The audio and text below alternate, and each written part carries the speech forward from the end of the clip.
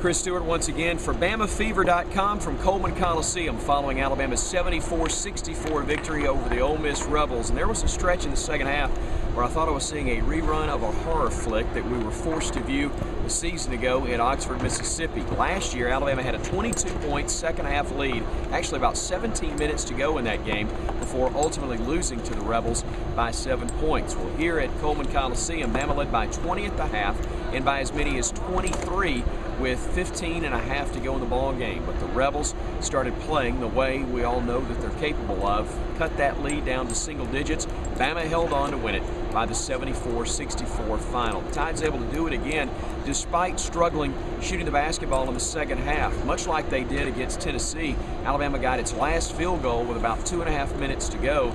Andrew Steele got one to drop, and then the Tide able to do the rest of its scoring from the free throw line. Alabama doing a nice job from the stripe, 18 of 26, and another big key, even though some other players stepped up for Ole Miss in the second half, the Tide held Chris Warren to just 2 field goals for the basketball game. Now, the all-conference guard did wind up with 15 points, but he got 10 of those from the free throw line, and only 3 were in the first half of play. So Alabama's defense, again, doing the job. Anthony Grant doing a really nice job with his substitution pattern in the first half.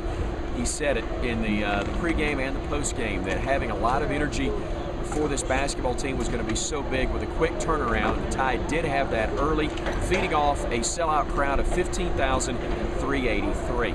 Now they get a chance to rest for a couple of days. They go back on the road Thursday night in Baton Rouge to take on LSU, and then they will be back home 1 week from today, taking on the Arkansas Razorbacks for a 6 o'clock start at Coleman Coliseum. I'll talk to you from Baton Rouge. Until then, I'm Chris Stewart from BamaFever.com.